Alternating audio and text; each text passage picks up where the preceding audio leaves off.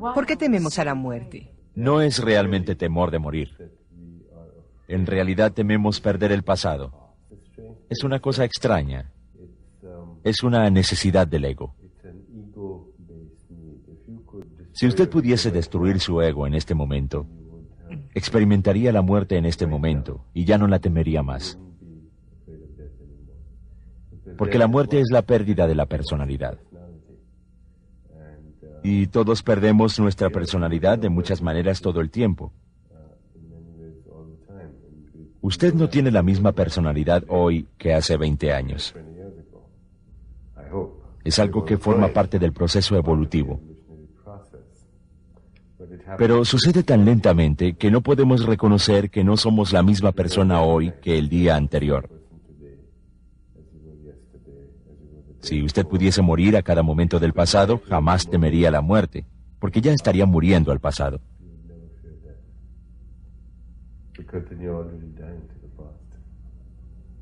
¿Y cómo aprendemos a hacer eso? Aprendemos a hacerlo yendo más allá del ego y experimentando el espíritu como punto interno de referencia.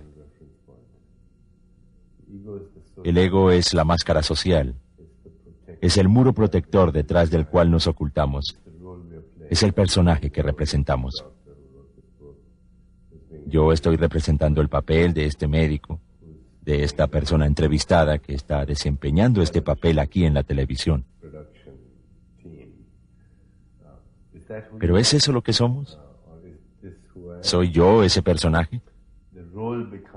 El papel se vuelve el punto neutro, el punto interno de referencia. Y claro, cuando se produce la muerte se acaba el papel. Cae el telón, termina el quinto acto y Hamlet ya no existe. También es parte del proceso evolutivo, parte de nuestro crecimiento espiritual, tener una observación alerta de los papeles que representamos. Después de terminar este papel aquí, llamaré a mi hijo a Nueva York y así cambiaré a mi papel de padre. Y después llamaré a mi padre a Nueva Delhi y súbitamente cambiaré a mi papel de hijo. Podría llamar a un paciente en California y asumir el papel de médico. Y siempre y cuando tenga una observación alerta de estos diversos personajes, tendré esa simultaneidad y estaré en posesión del verdadero yo. De esa forma no podré temer a la muerte, porque no sufro la pérdida del papel. De eso se trata. Es el punto interno de referencia, la experiencia del espíritu. ¿Qué es el ego? El ego es una máscara social, el muro protector detrás del cual nos ocultamos. ¿Y qué es el tiempo? El tiempo es la continuidad del recuerdo, de la memoria que utiliza al ego como punto interno de referencia. Si reducimos el valor del ego y le damos al espíritu el papel de ser el punto interno de referencia, el espíritu, al ser eterno, nos permite romper la barrera del tiempo y experimentamos la mortalidad como inmortalidad cuantificada. Experimentamos toda nuestra vida como un paréntesis en la eternidad. Porque esos son el nacimiento y la muerte. Son sucesos en el tiempo y en el espacio de la eternidad. Y de hecho ambas son cosas idénticas. Son sucesos en el espacio y el tiempo, paréntesis pequeños en la eternidad. Buda decía, esta vida nuestra es transitoria como las nubes del otoño. Ver el nacimiento y la muerte de los seres es como observar el movimiento de una danza. Nuestra vida es como un relámpago en el cielo que cae rodando por una ladera. Y cuando reconocemos ese hecho a nivel de la experiencia, la vida es como una chispa de la eternidad y el punto interno de referencia en esa eternidad. Las chispas se ven como unos fuegos artificiales bellos del cosmos, pero uno queda atrapado. Pero la mayoría de nosotros nacemos con el temor de la muerte y el deseo de vivir, de sobrevivir. ¿Acaso no es muy útil tener esos impulsos? Es útil para la supervivencia, pero también es una experiencia muy basada en el temor, la cual no es necesaria.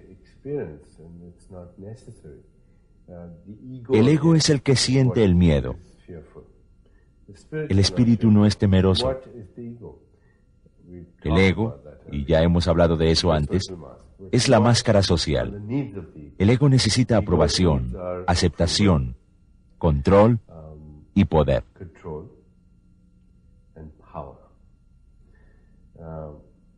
No me refiero al poder del amor, que es el poder verdadero, sino me refiero a ese falso poder del ego que necesita controlarlo todo. Uno escoge conscientemente renunciar a la necesidad de tener aprobación. Y uno renuncia en forma consciente a la necesidad de poseer poder y control, a ese drama de control que representamos toda la vida. Cuando renunciamos a eso conscientemente y sacamos el ego del camino, entramos al reino de la eternidad. Entramos al terreno del espíritu. El espíritu es eterno, no es una cosa abstracta. La gente piensa que el espíritu es místico, abstracto, misterioso, incomprensible, y que no podemos confrontarlo nunca directamente. Y aunque fuera abstracto, podría ser real. La gravedad es abstracta, el tiempo es abstracto, pero ¿quién no entiende realmente lo que es?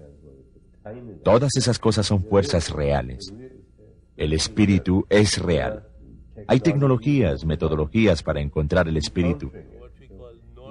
Por ejemplo, Lo que estoy diciendo, sacar del camino al ego que enmascara al espíritu, renunciar a la necesidad del poder, del control y de la aprobación. Esas son necesidades basadas en el temor. El ego es una máscara y por lo tanto necesita refuerzo constantemente. ¿Y cómo recibe este refuerzo? Buscando aprobación, controlando mediante el poder. Si lo sacamos del camino, encontramos al espíritu. Comenzamos a ver que existe una realidad sin tiempo. ¿Cuál es una de las experiencias más asombrosas de la vida? Dígame usted. el nacimiento de un niño, Después de eso, estar enamorado, más que eso, el estar enamorado es un estado maravilloso. Pero me refiero a una experiencia asombrosa que dura solo unos pocos segundos. el orgasmo. Es correcto. Miremos lo que sucede en ese momento. A. Se pierde el ego. B. Se ingresa en un terreno sin tiempo, aunque sea por unos segundos. Y C. Se actúa de forma totalmente natural, a menos que uno esté fingiendo. Miremos estas tres cosas: la ausencia de tiempo, la pérdida del ego y la naturalidad. ¿Por qué no tenerlos todo el tiempo? Los franceses llaman al orgasmo le petit mort, la pequeña muerte. El orgasmo. Sí, correcto. Estamos aquí. Tenemos el secreto para perder ese temor a la muerte. Poner la atención en la ausencia del tiempo. Sacar del camino al ego y ser naturales. Y de esa manera podemos tener no solo la pequeña muerte, sino morir a cada momento. ¿Y qué sucede si uno muere a cada momento? Desaparece el temor a lo desconocido y es reemplazado por la sabiduría de la incertidumbre. La sabiduría de lo desconocido es lo que puede liberarnos del temor de la muerte. Lo conocido es la prisión del condicionamiento pasado. Es el ego, es todo el terreno del tiempo. Y como le decía yo, el tiempo es la continuidad de la memoria, del recuerdo que utiliza al ego como punto interno de referencia. ¿Por qué no nos enseñan eso desde el principio? Porque nuestra cultura es una cultura masculina. Una cultura de macho que fue muy útil cuando vivíamos en las cavernas y éramos cazadores y recolectores y debíamos enfrentarnos a los depredadores que nos amenazaban. En esos tiempos se necesitaba esa forma de pensar masculina, en donde teníamos que eliminar al depredador. Debíamos huir o luchar. Ahora hemos llegado a la etapa en donde somos nosotros los depredadores de este planeta. Si pensamos en todos los depredadores del pasado, los dinosaurios y los otros que han existido, vemos que se han extinguido. Afortunadamente nosotros tenemos un poco más de sabiduría. Ahora, como consecuencia de la evolución de la conciencia, reconocemos que a menos de que dejemos de ser los depredadores del planeta, también nos extinguiremos como especie.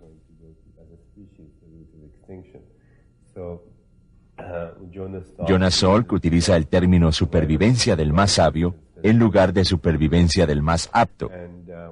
Y ahora necesitamos un nuevo tipo de inteligencia.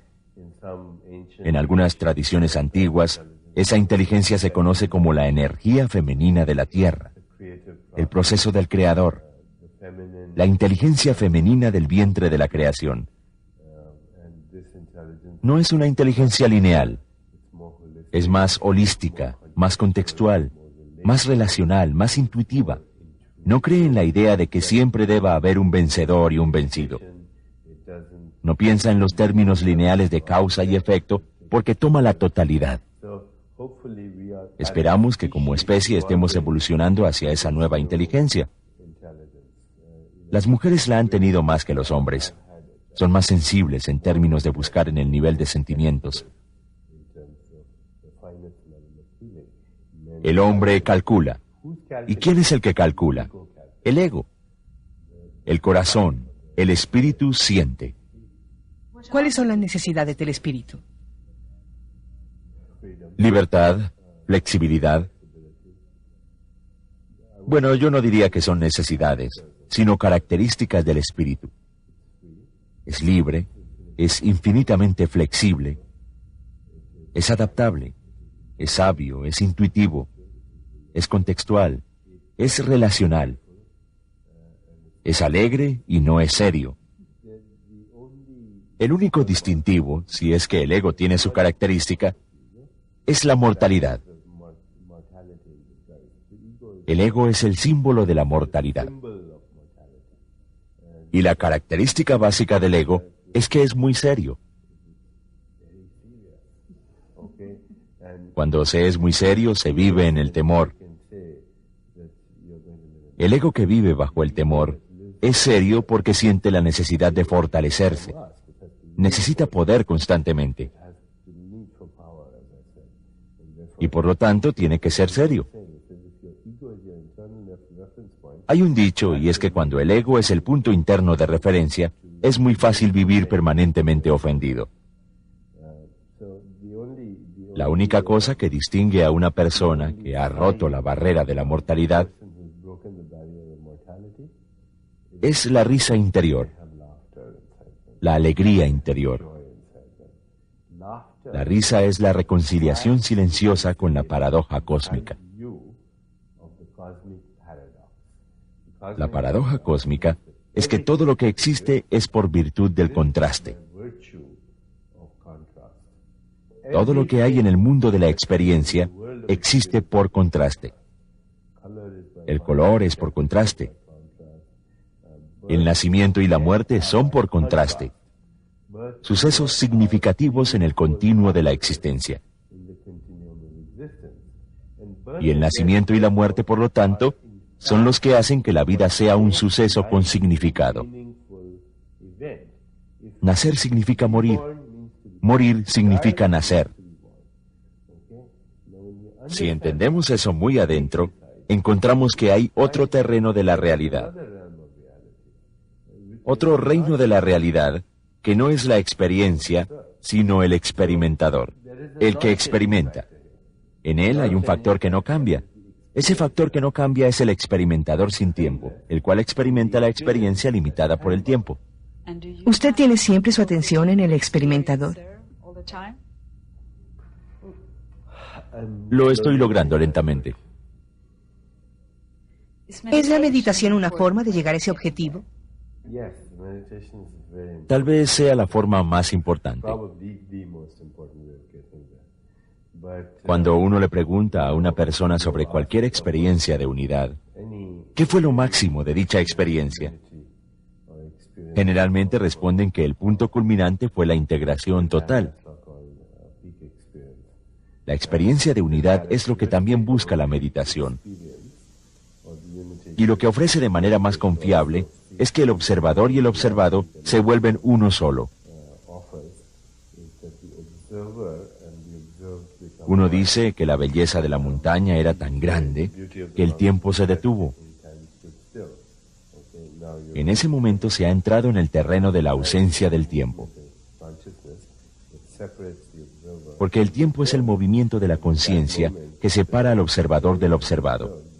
Y en ese momento en que la persona y la montaña son uno, el observador y el observado son uno. Ese es el significado real del amor.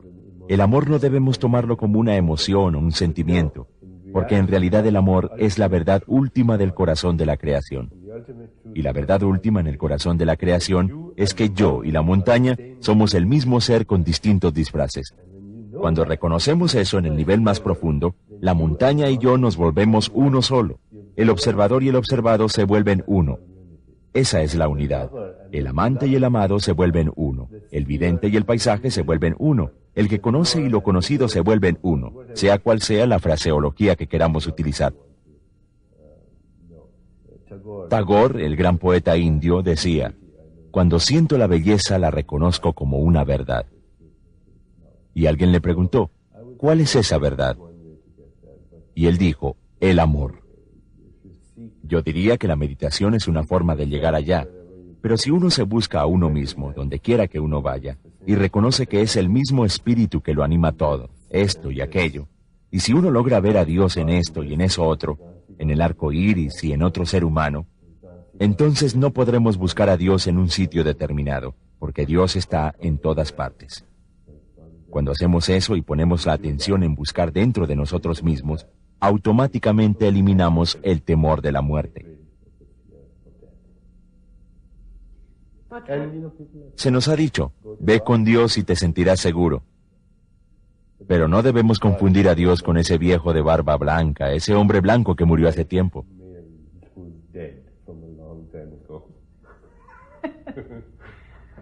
¿Usted no se imagina a Dios en forma humana? En verdad no, pero algunas veces en forma de mujer. Porque la creatividad es más una característica femenina. Sí, yo creo más en la deidad femenina. Y si tuviésemos que buscar un símbolo, para mí sería la expresión de una mujer. El vientre de la creación es femenino. Decimos matriz, mater, madre, música, metro, medida. Todos estos términos cuantifican a Dios. Son los medios para cuantificar la experiencia de Dios.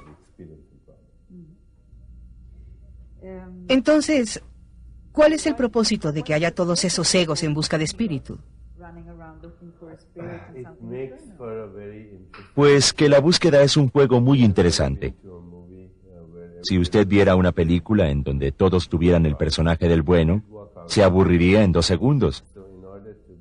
Para que las cosas sean experimentables, debe existir el contraste. Debe haber demonios y dioses al mismo tiempo. Los demonios y los dioses son expresiones arquetípicas, simbólicas de nuestro propio estado de conciencia. Lo divino y lo diabólico tienen que ir de la mano. El diablo es lo divino con un ataque de malestar. Cuando logramos reconciliarnos con esa experiencia, dejamos de tomarla en serio. ¿Cómo deberíamos abrirnos a ese lado demoníaco? Creo que deberíamos abrazarlo, aceptarlo. Almorzando con un amigo le pregunté: ¿cuál es tu definición de la pureza? Y él me dijo: cuando lo interior y lo exterior se aceptan, cuando no hay pretensiones, cuando uno es completamente natural, es puro. Cuando se aceptan las 2 caras. Es cuando no se abrazan ambas caras que hay problemas. Dionisio, por ejemplo, es el dios de la sensualidad, pero también de la máxima exaltación del espíritu. Como nosotros hemos suprimido una parte, perdemos la exaltación del espíritu y buscamos sustitutos de segunda clase, convirtiéndonos en una sociedad adictiva. Esta sociedad en la que vivimos hoy es la sociedad más adicta que haya existido nunca. Yo en mis conferencias pregunto, ¿alguien aquí tiene algún problema de adicción? Y no solamente alcohol, las drogas o la comida, sino también adicciones a las relaciones o al sexo, o a lo que sea. Y descubro que el mundo es adicto a algo. Y ese algo es un sustituto de segunda clase. Es la pérdida del Dionisio. Si nosotros en nuestra cultura tratamos de apartarnos de la muerte, de las sombras y del Dionisio, ¿es esa cultura producto mismo del temor que nos induce a evitar estos temas? Es la sociedad egocéntrica, masculina, depredadora de estos últimos siglos. Sí. La muerte es algo que ahora sucede en los hospitales, en ambientes estériles. He conocido personas que de hecho jamás han visto un cadáver. La muerte es algo muy clínico, y lo mismo ocurre con el nacimiento, el cual se produce en el hospital, en un ambiente estéril. Esos dos momentos de celebración, el nacimiento y la muerte, son periodos de transición entre una expresión evolutiva menor y una más elevada. La muerte es también un momento de transición.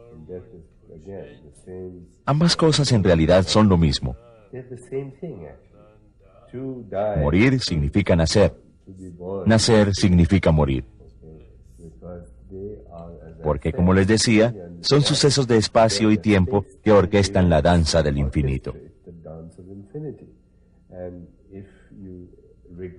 Y si los miramos como momentos de celebración, cuando ocurre un nacimiento en el hospital, debemos utilizar la música, la sinfonía de sonidos.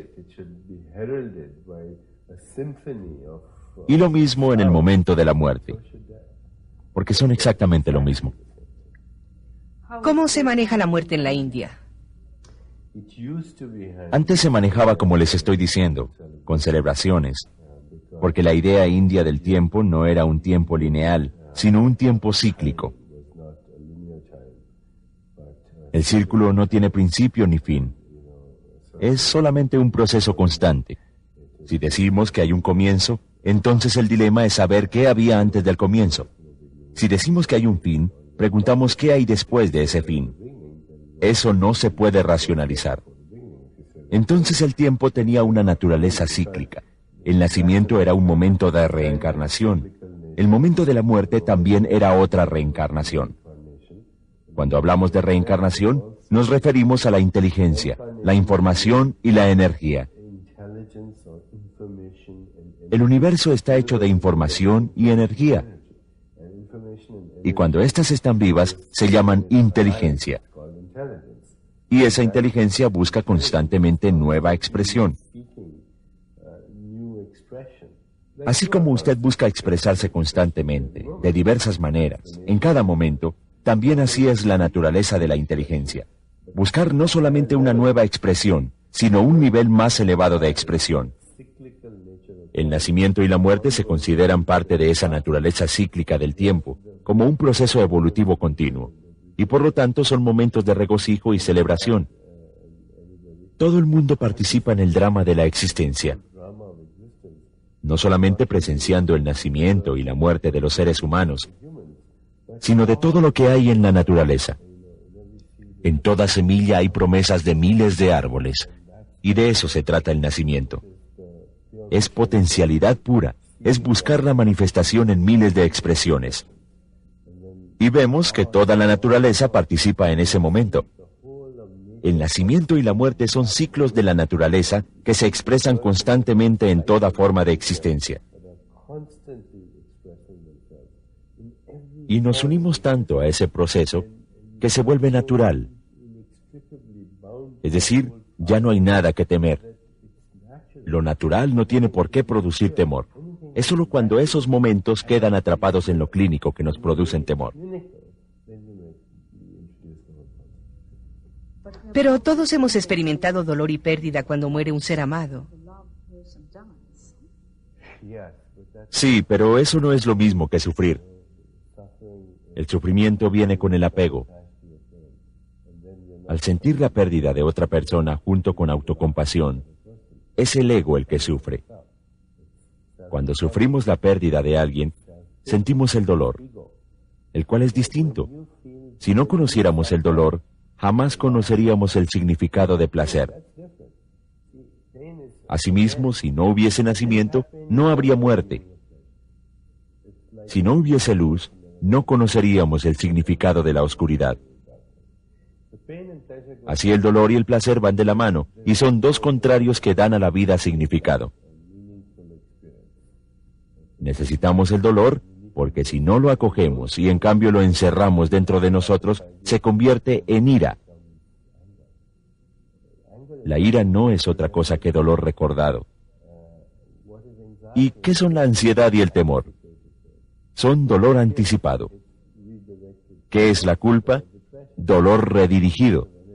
¿Qué es la depresión? Es la pérdida de energía. Cuando no reconocemos todas estas cosas y vivimos en el temor, la pérdida de energía nos produce depresión. Esos son los pesares de nuestra sociedad, emanados de la renuencia a abrazar y a acoger el dolor. Debemos abrazar el dolor, debemos ser íntimos con él, debemos liberarlo, porque si no lo hacemos, habrá sufrimiento, que no es otra cosa que un acto de soberbia, autocompasión, el ego representando su drama controlado nada más. Hay un adagio antiguo que dice, cuidado con aquellos que sollozan con la realización. Cuidado con aquellos que sollozan con la emocionalidad. No habrán realizado nada, porque en la realización no hace falta la emotividad, sino la sobriedad. Sobriedad significa presenciar en forma alerta lo que está sucediendo, acogerlo con placer, con dolor y seguir adelante, porque la naturaleza de la vida es seguir siempre adelante. Como médico, cuando encuentra a una viuda en duelo, ¿cómo le recomienda concretamente que maneje su pesar, su tristeza, para que no se apague?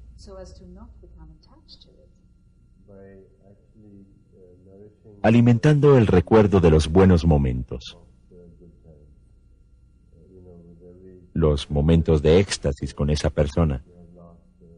Los momentos de amor, de unidad, de estar juntos, de relación íntima. Esos son los que se alimentan, se guardan en el recuerdo. Y así se siente el agradecimiento por haber podido compartir esos momentos.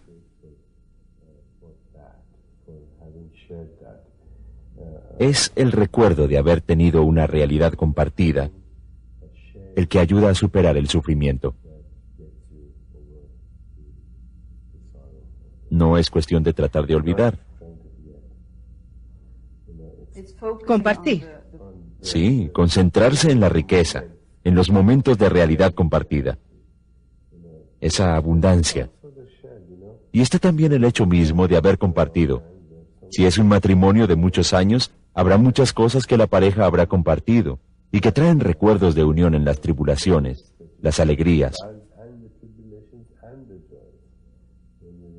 Al recordar de esa manera, se sacrifica el ego pequeño para crear una realidad compartida superior a uno. Esa es la única forma de superar en últimas el dolor, al acogerlo y abrazarlo. Es la forma de seguir avanzando en la dirección evolutiva y de seguir adelante. Y así, presenciando los recuerdos, evitamos aferrarnos a ellos. Presenciándolos y acogiéndolos. Una vez que abrazamos y acogemos completamente, podemos también liberarnos. Es cuando no confrontamos, cuando no entablamos intimidad con el dolor. No lo presenciamos, no lo abrazamos, no lo expresamos y no lo compartimos, entonces nos estancamos. Hay pasos en este proceso. El primero es presenciar, observar. Después, expresarse. Vivir es como un ritual.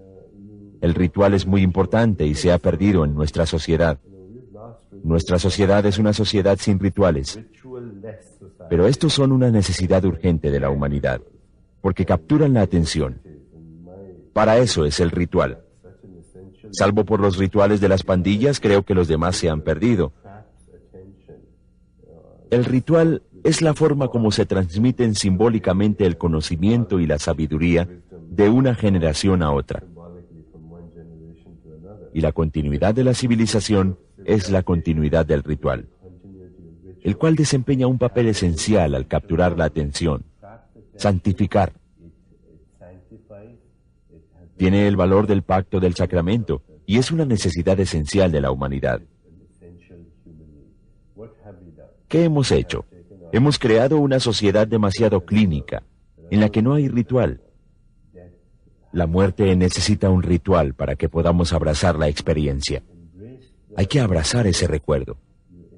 Hay que presenciarlo, observarlo, expresarlo internamente y luego liberarlo a través del ritual. Esa es la importancia del ritual de la muerte. Claro que tenemos rituales, pero son inanes, insignificantes. Lo que necesitamos es un momento de intensa emotividad que luego debemos liberar para compartirla. Al compartir el duelo, podemos seguir adelante. Y en efecto, así sucede cuando realizamos esa secuencia. Eso ha sido parte de la cultura de todas las tradiciones. Es difícil seducir el espíritu,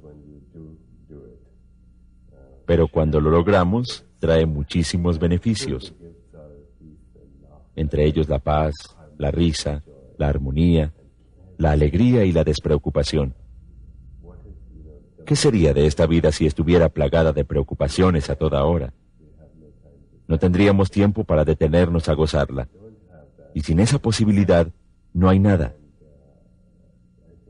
Yo creo que una vez que uno abraza esas lecciones espirituales, la vida se vuelve éxtasis. Es una realidad.